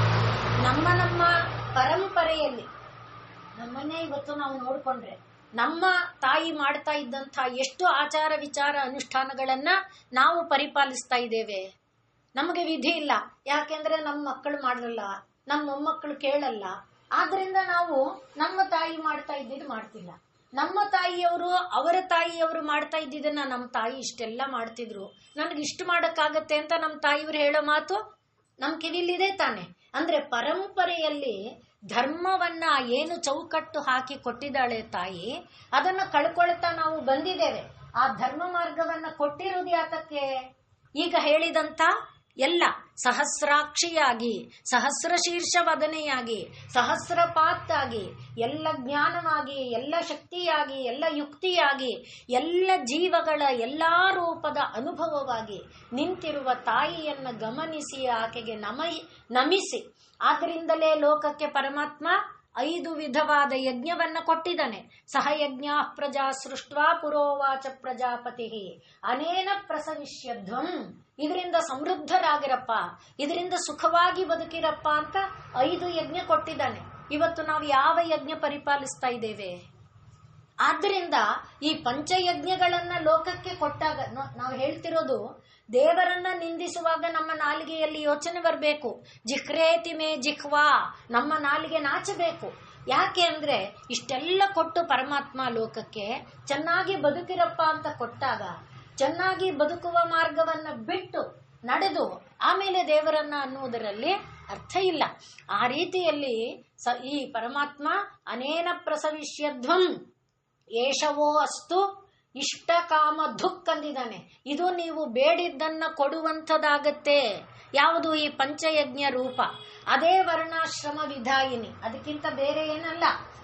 ಭಗವದ್ಗೀತೆಯಲ್ಲಿ ಅವನೊಂದು ರೂಪದಲ್ಲಿ ಹೇಳಿದ್ದಾನೆ, ಇಲ್ಲಿರುವುದು ಒಂದು ರೂಪದಲ್ಲಿ ಇದೆ. ಆದ್ರಿಂದ ಲೋಕ ಅಚ್ಚುಕಟ್ಟಾಗಿ ಸುವ್ಯವಸ್ಥಿತವಾಗಿ ಒಂದು ಮನೆ ಚೆನ್ನಾಗಿ ಇರಬೇಕಾದರೆ ಗೃಹಿಣಿಯಾದವಳ ಸಹನೆ ಪ್ರಧಾನವಾದ್ದು. ಅದಕ್ಕೆ ವ್ಯವಸ್ಥೆಯೇ ಗೃಹಿಣಿ ಅಥವಾ ಗೃಹಿಣಿಯೇ ವ್ಯವಸ್ಥೆ ಅನ್ನುವ ಮಾತನ್ನ ಕೆಲವು ಮನೆಗಳಲ್ಲಿ ಮೊದಲು ತೂಗಾಕಿರ್ತಾ ಇದ್ರು. ನಾವು ಗೃಹಿಣಿಯಾದವರ ಒಂದು ಜವಾಬ್ದಾರಿಯಿಂದ ಮನೆ ವ್ಯವಸ್ಥಿತವಾಗಿರುತ್ತೆ. ಮನೆ ವ್ಯವಸ್ಥಿತವಾಗಿದ್ರೆ ಮನ ವ್ಯವಸ್ಥಿತವಾಗಿರುತ್ತೆ. ಮನ ವ್ಯವಸ್ಥಿತವಾಗಿದ್ರೆ ಮನೆಯಲ್ಲಿ ಶಾಂತಿ ಸಮೃದ್ಧಿ ಆಡ್ತಾ ಇರುತ್ತೆ, ಶಾಂತಿ ಸುಖಗಳ ಸಮೃದ್ಧಿ ಇರುತ್ತೆ. ಆ ವ್ಯವಸ್ಥೆ ಯಾವುದು? ಅದು ವರ್ಣಾಶ್ರಮ ವಿಧಾಯಿನಿ. ಒಂದು ಚೌಕಟ್ಟು, ಒಂದು ಅಚ್ಚುಕಟ್ಟು. ಆ ಅಚ್ಚುಕಟ್ಟು ಚೌಕಟ್ಟುಗಳನ್ನ ದೇವಿ ಅವಳೇ ಕೊಟ್ಟಿದ್ದಾಳೆ ಲೋಕಕ್ಕೆ. ಇದು ಯಾರೋ ಬ್ರಾಹ್ಮಣರು ತಾವು ಉದ್ಧಾರ ಆಗಬೇಕು ಅಂತ ಲೋಕಕ್ಕೆ ಕೊಟ್ಬಿಟ್ಟಿದ್ದಾರೆ, ತಮ್ಮ ಪರವಾಗಿ ಎಲ್ಲ ಧರ್ಮಶಾಸ್ತ್ರ ಬರೆದು ಬಿಟ್ಟಿದ್ದಾರೆ. ಇಲ್ಲ, ಕೊಟ್ಟಿರೋದು ತಾಯಿ ಪರಮಾತ್ಮ ಪರಬ್ರಹ್ಮ, ಅದನ್ನ ಕೊಟ್ಟಿದ್ದಾನೆ. ಆದ್ರಿಂದ ವರ್ಣ ಅಂದ್ರೆ ಏನು, ಆಶ್ರಮ ಅಂದ್ರೆ ಏನು? ವರ್ಣ ಅಂದಾಗ ಸತ್ವ ರಜಸ್ಸು ತಮಸ್ಸು ಅನ್ನುವುದನ್ನ ಕೆಂಪು ಬಿಳಿ ಮತ್ತು ಕಪ್ಪು ಬಣ್ಣವಾಗಿ ಹೇಳ್ತಾರೆ. ಅದೇ ವರ್ಣ. ವರ್ಣ ಅಂದ್ರೆ ಬ್ರಾಹ್ಮಣ ಕ್ಷತ್ರಿಯ ವೈಶ್ಯ ಅನ್ನೋದು ವರ್ಣ ಅಲ್ಲ, ಬಣ್ಣ. ವರ್ಣ ಅಂದ್ರೆ ಬಣ್ಣ. ಬಣ್ಣಗಳು ಸತ್ವ ಅನ್ನುವುದು ಬಿಳಿ ಬಣ್ಣ, ರಜ ಎಂಬುದು ಕೆಂಪು ಬಣ್ಣ, ತಮ ಎಂಬುದು ಕಪ್ಪು ಬಣ್ಣ. ಈ ಮಿಶ್ರಣಗಳಲ್ಲಿ 3 ಬಣ್ಣ, 3 ಬಣ್ಣಗಳ ಮಿಶ್ರಣದಿಂದ ಒಂದು ಬ್ರೌನ್ ಆಗಬಹುದು, ಒಂದು ಡಾರ್ಕ್ ಬ್ಲ್ಯಾಕ್ ಆಗಬಹುದು, ಒಂದು ಏನಾಗಬಹುದು, ಒಂದು ನೇರಳೆ ಬಣ್ಣ ಆಗಬಹುದು, ಒಂದು ಶುದ್ಧ ಬಿಳಿ ಆಗಬಹುದು, ಒಂದು ಕೇಸರಿ ಆಗಬಹುದು. ನಾನಾ ಬಣ್ಣಗಳು ಹುಟ್ಕೊಂಡಿರೋದು ಈ 3ರಿಂದನೇ. ನಾವೇ ಕಲಬೆರಕೆ ಮಾಡ್ತಾ ನೋಡಿದಾಗ ಬಣ್ಣಗಳನ್ನ ಕೆಂಪಿನ ಜೊತೆಯಲ್ಲಿ ಜಾಸ್ತಿ ಬಿಳಿ ಸೇರಿಸಿದ್ರೆ ಕೇಸರಿ ಬಣ್ಣದ ತರಹ ಬರುತ್ತೆ ಅಲ್ವೇ? ಹಾಗೆ ಬಣ್ಣಗಳ ಅದೇ ಕೆಂಪು ಕಪ್ಪನ್ನು ಮಿಶ್ರ ಮಾಡಿದ್ರೆ ನೇರಳೆ ಬಣ್ಣ ಬರುತ್ತೆ. ಇದನ್ನೇ ಪರ್ಮ್ಯುಟೇಷನ್ ಕಾಂಬಿನೇಷನ್ ಮಾಡ್ತಾ ಹೋದ್ರೆ ಎಷ್ಟು ಬಣ್ಣಗಳು ಹುಟ್ಟುಕೊಳ್ಳುತ್ತೆ. ಆ ರೀತಿಯಲ್ಲಿ ಇರುವುದು ಯಾವುದು? ಸತ್ವ, ರಜಸ್, ತಮಸ್ಸು, 3 ಬಣ್ಣ. ಆ 3 ಬಣ್ಣಗಳು ಸತ್ವ ಎಲ್ಲಿ ಅಧಿಕವಾಗಿದೆ ಅದನ್ನ ಆ ಒಂದು ಜ್ಞಾನದ ಆಧಿಕ್ಯದಲ್ಲಿ ಇಟ್ಟು ಅದನ್ನ ಬ್ರಾಹ್ಮಣ ಎಂಬ ಹೆಸರಿಂದ ಕರೆದಿರಬಹುದು. ಅಲ್ಲಿ ಜನಿವಾರ ಹಾಕೊಂಡಿದ್ರಿಂದ ಬ್ರಾಹ್ಮಣ ಆಗೋದಿಲ್ಲ. ಭಾಗವತದಲ್ಲಿ ಮತ್ತೆ ಮತ್ತೆ ಭಗವಂತ ಆ ಮಾತುಗಳನ್ನ ಅನೇಕ ಜಾಗದಲ್ಲಿ ಹೇಳಿದ್ದಾನೆ. ನಮ್ಮ ಗುಣವನ್ನ ನಾವು ಸಮೃದ್ಧ ಮಾಡಿಕೊಳ್ಳುವುದರ ಮೂಲಕ, ನಮ್ಮ ಗುಣದ ಔನ್ನತ್ಯವನ್ನ ನಾವು ಸಾಧನೆ ಮಾಡಿಕೊಂಡ್ರೆ, ಸತ್ವ ಹೆಚ್ಚಾದಾಗ ಆಗ ನಾವು ದೊಡ್ಡವರಾಗುತ್ತೇವೆ ಹೊರತು ನಮಗೆ ದಾರ ಹಾಕಿದ್ರಿಂದ ಅಥವಾ ನಾನು ಈ ಒಂದು ಕುಲದಲ್ಲಿ ಹುಟ್ಟಿದ್ರಿಂದ ನಾನು ಬ್ರಾಹ್ಮಣ ಅಂತ ಅನ್ನಿಸ್ಕೊಳ್ಳೋದಕ್ಕೆ ಯಾರಿಗೂ ಸಾಧ್ಯ ಇಲ್ಲ. ಎಂಥ ಕುಲದಲ್ಲಿ ಹುಟ್ಟಿದ್ರು ಭಗವನ್ಮಯವಾದ ಬದುಕನ್ನ ಬದುಕ್ತಾ ಇದ್ದರೆ ಅವನು ಬ್ರಾಹ್ಮಣನೇ. ಮನುಸ್ಮೃತಿನೂ ಅದನ್ನ ಹೇಳುತ್ತೆ. ಮನುಸ್ಮೃತಿಯನ್ನ ಬಾಯಿಗೆ ಬಂದಂಗೆ ಬೈತಾರಲ್ಲ, ಮನುಸ್ಮೃತಿಯನ್ನ ಓದೇ ಇಲ್ಲ. ಓದಿದ್ರೆ ಈ ಮಾತುಗಳಾಡಲ್ಲ. ಅಲ್ಲಿ ಮನುಸ್ಮೃತಿಯಲ್ಲಿ ಈ ಮಾತನ್ನ ಹೇಳ್ತಾರೆ. ಯಾರಿಗೆ ಪರಮಾತ್ಮಮಯವಾದ ಬದುಕಿದೆಯೋ, ಒಟ್ಟಿನಲ್ಲಿ ಈಗ ಸತ್ವ, ರಜಸ್ಸು, ತಮಸ್ಸು ಎಂಬ ಗುಣಗಳಿಗೆ ಅನುಗುಣವಾಗಿ ಈ ವರ್ಣ ಮತ್ತು ಆಶ್ರಮ ಅವುಗಳನ್ನ ಲೋಕದಲ್ಲಿ ತಾಯಿ ತಂದಿದ್ದಾಳೆ. ವರ್ಣ ಅದಕ್ಕೆ ಈಗ ನಾವು ನೋಡಿದ್ದೇವೆ ಅನೇಕ ಬಾರಿ. ನ ತದಸ್ತಿ ಪೃಥಿವ್ಯಾಂ, ಭೂಮಿಯಲ್ಲಾಗ್ಲಿ, ದಿವಿ ದೇವಲೋಕದಲ್ಲಾಗ್ಲಿ, ದೇವೇಶು ದೇವತೆಗಳಲ್ಲಾಗ್ಲಿ, ನ ತದಸ್ತಿ ಪೃಥಿವ್ಯಾಂ ವಾ ದಿವಿ ದೇವೇಶು ವಾ ಪುನಃ ಸತ್ವಂ. ಸತ್ವಂ ಅಂದ್ರೆ ಒಂದು ಜೀವ. ಅದು ಯದೇಭಿಹಿ ತ್ರಿಭಿಹಿ, ಈ 3 ಗುಣಗಳಿಂದ, ಯಾವ ಸತ್ವ, ರಜಸ್, ತಮಸ್ಸೆಂಬ ಯದೇಭಿಸ್ತ್ರಿಭಿಹಿ ಮುಕ್ತಂ ಅಂತ ಹೇಳಿದಾರಲ್ಲ. ಯದೇಭಿಹಿ ಪ್ರಕೃತಿಜೈಹಿ ತ್ರಿಭಿಹಿ ಮುಕ್ತಂ. ಪ್ರಕೃತಿಯಲ್ಲಿರುವ ಸತ್ವ, ರಜಸ್, ತಮಸ್ಸೆಂಬ ಗುಣಗಳಿಂದ ಬಿಡುಗಡೆ ಹೊಂದಿರುವ ಸತ್ವ ಎಂಬುದು ಇಲ್ಲ. ಅದೇ ದೃಷ್ಟಾಂತ ಏನು? ರಜಸ್ ಎಂಬುದು ಬ್ರಹ್ಮ, ಸತ್ವ ಎಂಬುದು ವಿಷ್ಣು, ತಮಸ್ ಎಂಬುದು ರುದ್ರ. ಅಲ್ಲೇ ಇದೆಯಾ? ಆದ್ರಿಂದ ಸತ್ವ, ರಜಸ್, ತಮಸ್ಸು ಎಂಬುದು ಎಲ್ಲಿ ಅಲುಗಾಡದೆ ಇರಕ್ ಸಾಧ್ಯ? ಎಲ್ಲೆಲ್ಲೂ ಇದೆ, ಅದು ವ್ಯಾಪಿಸಿಕೊಂಡಿದೆ. ಆದ್ರಿಂದ ಅದನ್ನ ಒಂದು ನಿಯಮನಕ್ಕೆ ಒಳಪಡಿಸಿ ಅವರವರ ಕರ್ತವ್ಯಗಳನ್ನ ಅವರು ನಿರ್ವಹಿಸಿದರೆ, ಆದ್ರಿಂದಲೇ ಭಗವದ್ಗೀತೆಯಲ್ಲಿ ಕೃಷ್ಣ ಎಲ್ಲಾ ದೃಷ್ಟಾಂತ ಕೊಟ್ಟ. ಅವರವರ ಏನು ಕರ್ಮಯೋಗ ಕೊಟ್ಟ, ಜ್ಞಾನಯೋಗ ಕೊಟ್ಟ, ಭಕ್ತಿ ಯೋಗ ಕೊಟ್ಟ, ಧ್ಯಾನ ಯೋಗ ಕೊಟ್ಟ, ಕರ್ಮ ಸನ್ಯಾಸ ಯೋಗ ಕೊಟ್ಟ, ಬೇಕಾದನ್ನ ಹೇಳ್ದ. ಎಲ್ಲ ಹೇಳಿದ ಮೇಲೆ ಈಗ ಉಪಸಂಹಾರ ಮಾಡ್ತಾ 18ನೇ ಅಧ್ಯಾಯದಲ್ಲಿ ವರ್ಣ ಮತ್ತು ಆಶ್ರಮಗಳನ್ನ ಹೇಳ್ತಾ ಇದ್ದಾನೆ. ವರ್ಣ ಮತ್ತು ಆಶ್ರಮವನ್ನ ಹೇಳಿ ಬ್ರಾಹ್ಮಣ ಅಂದ್ರೆ ಯಾರು ಅಂತ ಹೇಳಿಲ್ಲ. ಏನು ಮಾಡಿದವನು ಬ್ರಾಹ್ಮಣ ಆಗುತ್ತಾನೆ, ಏನು ಮಾಡಿದವನು ಕ್ಷತ್ರಿಯ ಆಗುತ್ತಾನೆ ಅಂತ ಹೇಳಿ, ಆ ಬ್ರಾಹ್ಮಣ, ಕ್ಷತ್ರಿಯ, ವೈಶ್ಯ, ಶೂದ್ರರಲ್ಲಿ ಯಾರೊಬ್ಬರೂ ನೀಚರಲ್ಲ. ಅವರವರಿಗೆ ಮುಕ್ತಿಗೆ ದಾರಿ ಇಲ್ಲ ಅಂತ ಅವನೇನು ಹೇಳಲಿಲ್ಲ. ಅವರವರು ಮಾಡುವ ಕೆಲಸವೇ ಅವರವರಿಗೆ ಮುಕ್ತಿಗೆ ದಾರಿ. ಅದರಿಂದ ಬ್ರಾಹ್ಮಣರು ಗಂಟೆ ಬಾರಿಸ್ಬಿಟ್ಟು ಸ್ವಾಹ ಸ್ವಾಹ ಅಂದ್ಬಿಟ್ಟು ಮುಕ್ತಿ ಹುಡ್ಕೊಂಡ್ಬಿಡ್ಲಿಲ್ಲ. ಎಲ್ಲರಿಗೆ ಕೂಡ ಮುಕ್ತಿಗೆ ದಾರಿ ಕೊಟ್ಟಿದ್ದಾರೆ. ಅದನ್ನೇ ಪರಮಾತ್ಮ 18ನೇ ಅಧ್ಯಾಯದಲ್ಲಿ ಹೇಳ್ತಾ ಇದ್ದಾನೆ. ಆದ್ರಿಂದ ಏನ್ ಹೇಳ್ತಿದ್ದಾನೆ? ಸ್ವೇ ಸ್ವೇ ಕರ್ಮಣ್ಯ ಅಭಿರತಃ. ಪ್ರತಿಯೊಬ್ಬರಿಗೂ ಈಗ ವರ್ಣ ಮತ್ತು ಆಶ್ರಮದ ನಿಯಮಗಳನ್ನ ಕೊಟ್ಟಿದ್ದಾರಲ್ಲ, ಆಯಾಯ ಕರ್ತವ್ಯವನ್ನ, ಅವರವರ ಕರ್ತವ್ಯವನ್ನ ಅವರವರು ಮಾಡಿಕೊಳ್ಳುತ್ತಾ ಸ್ವೇ ಸ್ವೇ ಕರ್ಮಣಿ ಅಭಿರತಃ ಸಂಸಿದ್ಧಿಂ ಲಭತೆ ಜನಃ. ಎಲ್ಲರೂ ಕೂಡ ಮುಕ್ತಿಯನ್ನ ಹೊಂದೋದಕ್ಕೆ ಅವಕಾಶ ಇದೆ. ಸಂಸಿದ್ಧಿಂ ಲಭತೆ ಜನಃ ಅಥವಾ ನರಃ. ಅದು ಹೇಗೆ? ಸ್ವಕರ್ಮ ನಿರತಃ, ತನ್ನ ಕರ್ತವ್ಯದಲ್ಲಿ ಇದ್ದುಕೊಂಡು ಯಥಾ ಸಿದ್ಧಿಂ ವಿಂದತಿ ತಚ್ಛೃಣು. ಅವನು ಹೇಗೆ ಸಿದ್ಧಿಯನ್ನ ಹೊಂದುತ್ತಾನೆ ಅದನ್ನು ಹೇಳ್ತೀನಿ ಕೇಳು ಅಂತ ಹೇಳಿ ಪರಮಾತ್ಮ ಹೇಳ್ತಾ ಇದ್ದಾನೆ. ಏನಂತ ಹೇಳ್ತಿದ್ದಾನೆ ಅಂದ್ರೆ, ಯತಃ ಪ್ರವೃತ್ತಿರ್ಭೂತಾನಾಂ, ಎಲ್ಲ ಜೀವಿಗಳು ಯಾರಿಂದ ಹುಟ್ಟಿ ಬಂದಿದೆಯೋ, ಯತಃ ಪ್ರವೃತ್ತಿ ಭೂತಾನಾಂ ಏನ ಸರ್ವಮಿದಂ ತತಂ, ಯಾರಿಂದ ಈಗ ನಾವು ನೋಡಿದಂತೆ ಸಹಸ್ರ ಶೀರ್ಷವದನ, ಸಹಸ್ರಾಕ್ಷಿ, ಸಹಸ್ರಪಾತ್ ಅದೇ ಪರಮಾತ್ಮನಿಗೂ ಇರೋದು ತಾನೆ. ವಿಷ್ಣು ಸಹಸ್ರನಾಮದಲ್ಲೂ ಅದೇ ನಾಮಗಳಿದೆ. ಹಾಗೆ ಪುರುಷ ಸೂಕ್ತದಲ್ಲೂ ಅದೇ ಇದೆ. ಹಾಗೆ ಅನಂತವಾದ ತಲೆ, ಅನಂತವಾದ ರೀತಿಯಿಂದ ಏನ ವ್ಯಾಪ್ತಮಿದಂ ತತಂ, ಏನ ವ್ಯಾಪ್ತಮಿದಂ ಸರ್ವಂ.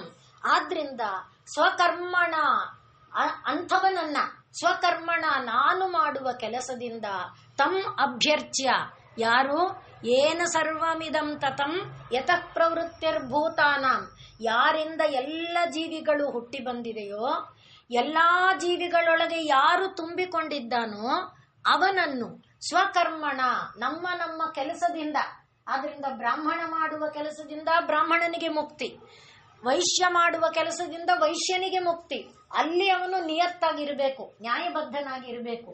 ಹಾಗೆ ಶೂದ್ರ ಮಾಡುವ ಕೆಲಸದಿಂದ ಶೂದ್ರನಿಗೆ ಮುಕ್ತಿ. ಸ್ವಕರ್ಮಣ ತಮಭ್ಯರ್ಚ್ಯ ಸಿದ್ಧಿಂ ವಿಂದತಿ ಮಾನವ. ಆದ್ರಿಂದ ಪ್ರತಿಯೊಬ್ಬನಿಗೂ ಕೂಡ ಮುಕ್ತಿ ಎಂಬುದು ಇದೆ ಅನ್ನುವುದನ್ನ ವರ್ಣಾಶ್ರಮದಲ್ಲಿ ಭೇದ ಭಾವ ಮಾಡಿ ಕೊಟ್ಟಿಲ್ಲ. ಒಬ್ಬರೊಬ್ಬರಲ್ಲಿ ಒಂದೊಂದು ಗುಣ ಇದೆ.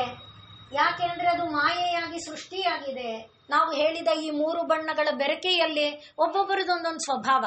ಅದನ್ನ ತಾಯಿ ಆ ಬ್ರಹ್ಮ ಕೀಟ ಜನನಿಯಾದ್ರಿಂದ ನೀನ್ ನನ್ನ ಮಗ ಅಲ್ಲ ಹೋಗಂತ ತಳ್ಳಿಲ್ಲ.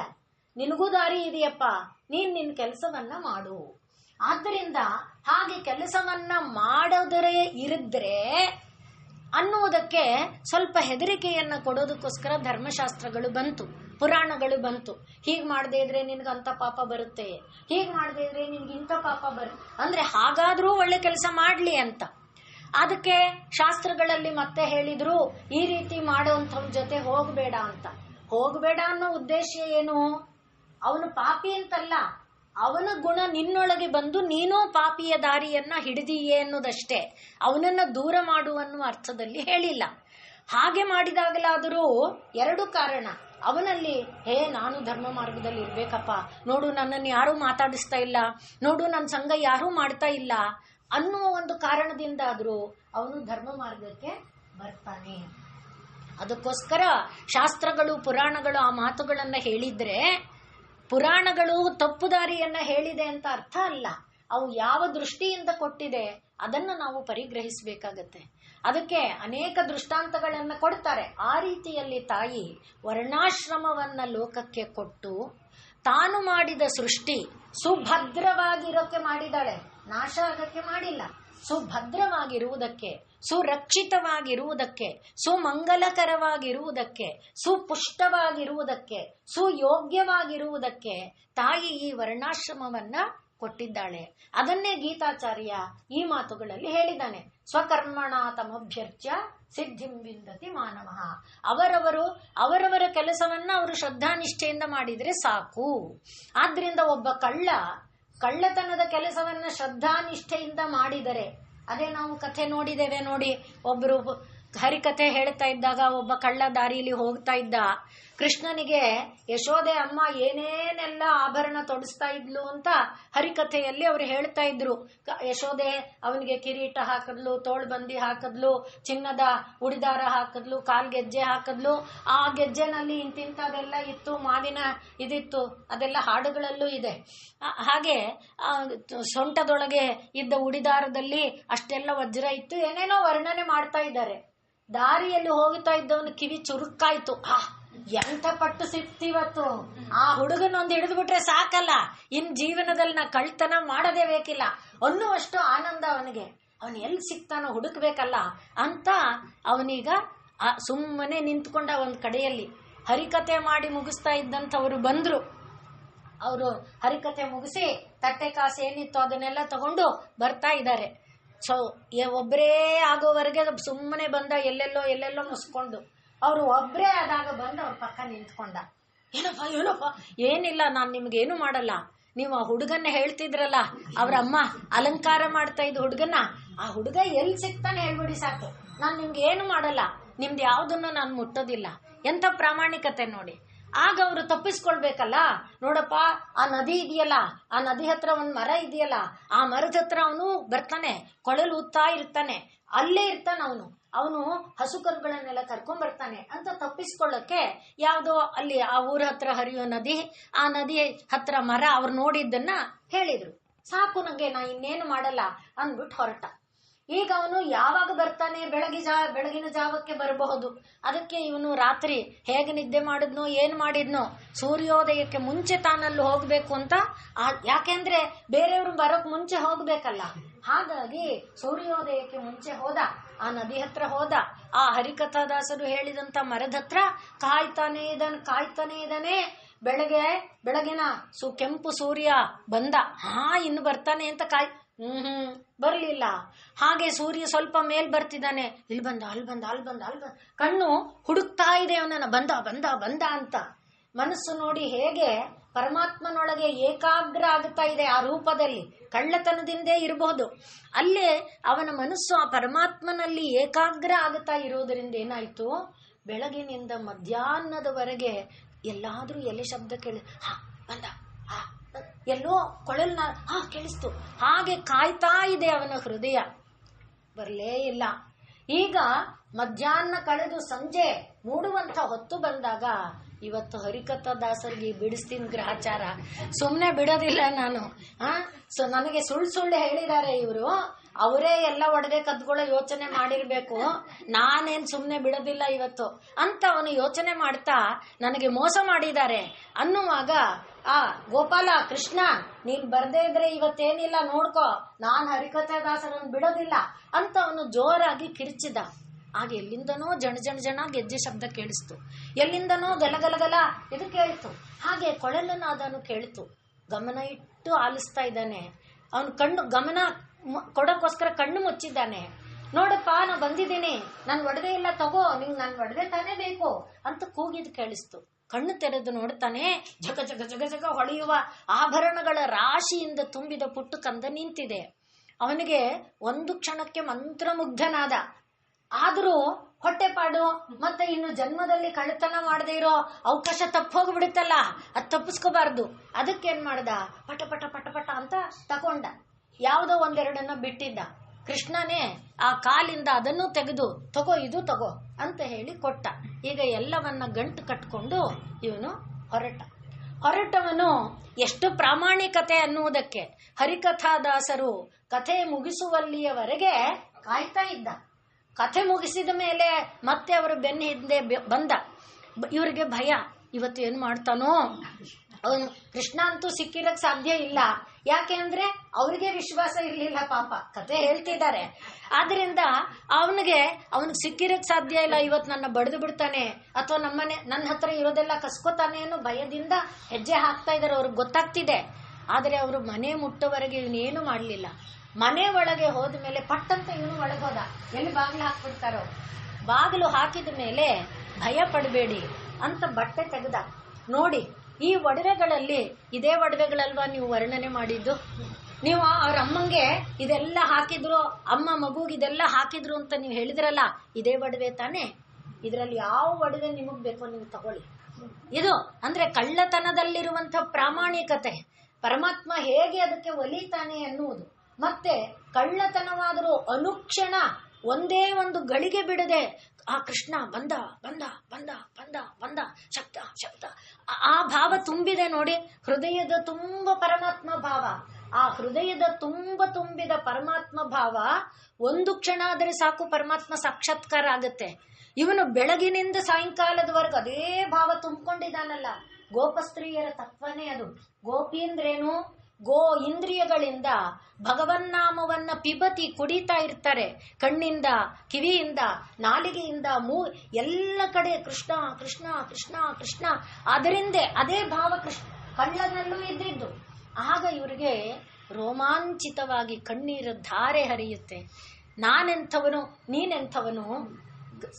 ಪರಮಾತ್ಮನ ಸಾಕ್ಷಾತ್ಕಾರ ಮಾಡಿಕೊಂಡೆ. ನಾ ಎಷ್ಟು ಕಾಲ ಹರಿಕಥೆಯನ್ನ ಹೇಳ್ದ ಕಾಲ ಕಳೆದಿದ್ದೇನೆ.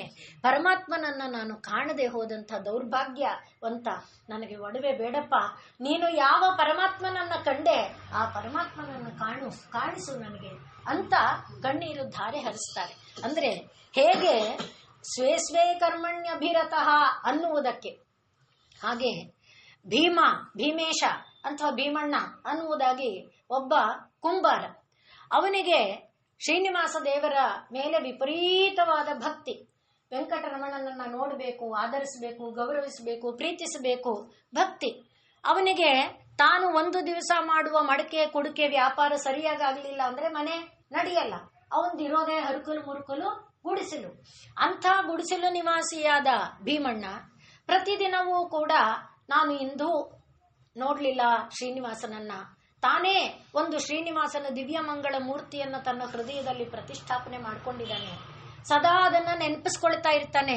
ಪ್ರತಿ ಮಣ್ಣನ್ನ ಬಿಡಿಸುವಾಗ, ಮಣ್ಣಿನಿಂದ ಕಲ್ಲುಗಳನ್ನೆಲ್ಲ ಸೆಪರೇಟ್ ಮಾಡುವಾಗ, ಒಂದರಿ ಆಡುವಾಗ, ಮಣ್ಣಿಗೆ ನೀರನ್ನ ಬೆರೆಸಿ ಹದ ಮಾಡುವಾಗ, ಅದನ್ನೆಲ್ಲ ಒಂದು ಮುದ್ದೆ ಮಾಡಿ ಚಕ್ರದ ಮೇಲೆ ಇಡುವಾಗ ಯಾವಾಗ ನೋಡಿದ್ರು ಗೋವಿಂದ ಗೋವಿಂದ ಗೋವಿಂದ ಶ್ರೀನಿವಾಸ ಗೋವಿಂದ ಶ್ರೀನಿವಾಸ, ಆ ಗೋವಿಂದ ಸ್ಮರಣೆಯೊಳಗೇ ಇದ್ದಾನೆ. ಕೊನೆಗೆ ರಾತ್ರಿಯ ವೇಳೆಗೆ ಇವತ್ತು ನಾನು ಶ್ರೀನಿವಾಸರ ದರ್ಶನ ಮಾಡಲಿಲ್ಲ ಅಂತ ಆ ಮಣ್ಣಿನ ಉಳಿದ ಮುದ್ದೆಗಳಿತ್ತಲ್ಲ ಅದರಲ್ಲೇ ಹೂವುಗಳು ಮಾಡಿದ್ದಾನೆ. ಅವನಿಗೆ ತೋರಿದ ಆಕೃತಿಯ ಹೂವುಗಳನ್ನು ಮಾಡಿ, ಶ್ರೀನಿವಾಸ ಗೋವಿಂದ ಇದು ನಿನ್ನ ಪಾದಕ್ಕೆ, ಶ್ರೀನಿವಾಸ ಗೋವಿಂದ ಇದು ನಿನ್ನ ಪಾದಕ್ಕೆ, ಶ್ರೀನಿವಾಸ ಗೋವಿಂದ ಇದು ನಿನ್ನ ಪಾದಕ್ಕೆ ಅಂತ ಆ ಹೂವುಗಳನ್ನು ಅರ್ಪಣೆ ಮಾಡಿದ್ದಾನೆ. ಆಯ್ತು, ಅವತ್ತಿನ ದಿನ ಏನಿತ್ತು ಊಟ ಮಾಡಿಕೊಂಡ ಮಲಕೊಂಡ. ಆಕಾಶ ರಾಯ ಅವನು ಶ್ರೀನಿವಾಸ ದೇವರಿಗೆ ಪ್ರತಿದಿನವೂ ಚಿನ್ನದ ಹೂವಲ್ಲಿ ಪೂಜೆ ಮಾಡ್ತಾ ಇದ್ದಾನೆ. ಅವನು ತಾನೇ ಶ್ರೀನಿವಾಸ ದೇವರನ್ನ ಇದು ಮಾಡಿಕೊಂಡವನು. ಅವನು ಪೂಜೆ ಮುಗಿಸಿ ಹೂವನ್ನ ಅವನು ತೆಗಿಯಲ್ಲ. ಚಿನ್ನದ ಹೂವು ದೇವರಿಗೆ ಅರ್ಪಣೆ ಮಾಡಿ ಹೊರಟು ಹೋಗ್ತಾನೆ. ಮರುದಿನ ಬಂದು ನಿರ್ಮಾಲ್ಯ ತೆಗೆಯೋದು ಅವನೇ, ಬೇರೆ ಯಾರು ಅದನ್ನು ಮುಟ್ಟೋ ಹಾಗಿಲ್ಲ. ಯಾಕೆಂದ್ರೆ ರಾಜನ ಇದಲ್ವಾ, ಅದರಿಂದ ಪುರೋಹಿತರು ಮಾಡೋ ಪೂಜೆ ಬೇರೆ, ರಾಜ ಮಾಡೋ ಪೂಜೆ ಬೇರೆ. ಈಗ ನೋಡ್ತಾನೆ ಇವನು, ನಾನು ಚಿನ್ನದ ಹೂವಲ್ಲಿ ಪೂಜೆ ಮಾಡಿದ್ರೆ ಇಲ್ಲಿ ಹೇಗೆ ಬಂದು ಈ ಮಣ್ಣಿನ ಹೂವುಗಳು ಕೂತಿದೆ, ನನ್ನ ಚಿನ್ನದ ಹೂವೆಲ್ಲ ಮಣ್ಣಿನ ಹೂವಾಗಿ ಹೆಂಗ್ ಪರಿವರ್ತನೆ ಆಗ್ತಾ ಇದೆ ಅಂತ ಇವನಿಗೆ ಒಂದು ರೀತಿಯಲ್ಲಿ ಬೇಸರ, ಒಂದು ರೀತಿಯಲ್ಲಿ ಯೋಚನೆ. ಈ ಕಳ್ಳತನ ಮಾಡ್ತಿರೋನು ಯಾರು ಅನ್ನುವ ಹಾಗೆ ಒಂದ್ ದಿವಸ ಅವನು ಸಿಟ್ಟಲ್ಲಿ ಪೂಜೆಯನ್ನ ಮುಗಿಸಿ ಮನೆಗೆ ಹೋಗುತ್ತಾನೆ. ಆಗ ಕನಸಿನಲ್ಲಿ ಪರಮಾತ್ಮ ಹೇಳ್ತಾನೆ, ನನಗೆ ನಿನ್ನ ಚಿನ್ನದ ಹೂವಿನ ವಿಶೇಷ ಏನಿಲ್ಲ, ಆ ಭೀಮಣ್ಣ ಮಾಡುವ ಮಣ್ಣಿನ ಹೂವೇ ನನಗೆ ಅತ್ಯಂತ ಪ್ರೀತಿದಾಯಕವಾದ್ದು, ನಾನು ಅದನ್ನು ತುಂಬಾ ಇಷ್ಟಪಡ್ತೀನಿ, ಅದನ್ನ ನಾನೇ ಇಲ್ಲಿ ತಂದಿಡ್ತಾ ಇರೋದು ಅಂತ ಪರಮಾತ್ಮ ಹೇಳಿದಾಗ, ಹಾಗಾದ್ರೆ ಆ ಭೀಮಣ್ಣನ ದರ್ಶನ ನಾನು ಮಾಡಬೇಕು, ನನ್ನಲ್ಲಿಲ್ಲದ ಆ ದೈವ ಭಕ್ತಿ ಭೀಮಣ್ಣನಿಂದ ನಾನು ತಿಳ್ಕೊಳ್ಬೇಕು, ಪಡ್ಕೊಳ್ಬೇಕು. ಅದಕ್ಕೆ ನಾ ಹೇಳ್ತಿರೋದು ಸ್ವೇ ಸ್ವೇ ಕರ್ಮಣ್ಯಭಿರತಃ. ಪರಮಾತ್ಮ ಇಂಥದೊಂದು ಸಾವಿರಾರು ದೃಷ್ಟಾಂತ ಇದೆ. ಒಬ್ಬ ಬೆಸ್ತನಿಗೆ ಆ ಕಥೆಯನ್ನು ನಾವು ನೋಡಿದ್ದೇವೆ. ಒಬ್ಬ ಬೆಸ್ತ ಪ್ರತಿ ದಿವಸವೂ ಕೂಡ ದೊರೆತ ಮೊದಲ ಮೀನನ್ನ ಒಂದು ಶ್ರದ್ಧಾನಿಷ್ಠೆಯಿಂದ ಇದು ಪರಮಾತ್ಮನಿಗೆ ಅರ್ಪಿತ ಅಂತ ಮತ್ತೆ ನದಿಗೆ ಬಿಟ್ಟು ಬಿಡ್ತಿದ್ದ, ನಾರಾಯಣ ಅರ್ಪಿತ ಅಂತ ನದಿಗೆ ಬಿಡ್ತಾ ಇದ್ದ. ನೆಕ್ಸ್ಟ್ ಬಲೆ ಹಾಕಿದಾಗ ಏನ್ ಸಿಕ್ಕುತ್ತೆ ಆ ಮೀನನ್ನ ತಗೊಂಡು ಎಲ್ಲರೂ, ಅವನು ನಾಯಕ, ಬೆಸ್ತರ ನಾಯಕ ಅವನು. ಒಂದು ಸಲ ಏನಾಗಿದೆ, 1 ವಾರ ಕಾಲ ಸತತ ಬಲೆಗೆ ಒಂದೇ ಒಂದು ಮೀನು ಸಿಕ್ಕಿಲ್ಲ, ಯಾರ ಬಲೆಗೂ ಸಿಕ್ಕಿಲ್ಲ. ಅಂದ್ರೆ ಗುಂಪಿದಾರಲ್ಲ, ಯಾರ ಬಲೆಗೂ ಸಿಕ್ಕಿಲ್ಲ. 1 ವಾರ ಎಲ್ಲಿಂದ ಊಟ ಮಾಡ್ತಾರೆ? 1 ದಿನ 2 ದಿನ 3 ದಿನ ಹೇಗೋ ಕಳಿಬಹುದು. ಉಳಿದ ದಿನ ಒಬ್ಬರದೇ ಅಲ್ವಲ್ಲ ಬದುಕು, ಪತ್ನಿಯ ಮಕ್ಕಳ ಬದುಕಾಗಬೇಕು.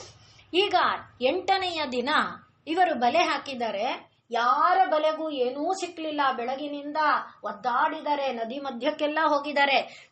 ಸಮುದ್ರ ಮಧ್ಯಕ್ಕೆ ಹೋಗಬಾರದು, ಅಲೆಗಳು ಅಬ್ಬಳಿಸುತ್ತೆ, ಅಲ್ಲಿ ಸಿಕ್ಕೋದು ಇಲ್ಲ. ಆದ್ರೂ ಎಲ್ಲಾದ್ರೂ ಸಿಕ್ಕುತ್ತೇನೋ ಅನ್ನೋ ಆಸೆಯಿಂದ ಹೋಗಿದ್ದಾರೆ. ಆದ್ರೆ ಏನೂ ಸಿಕ್ಕಲಿಲ್ಲ. ನಿರಾಸೆಯಿಂದ ಹಿಂದಕ್ಕೆ ಬರ್ತಾ ಇದ್ದಾರೆ.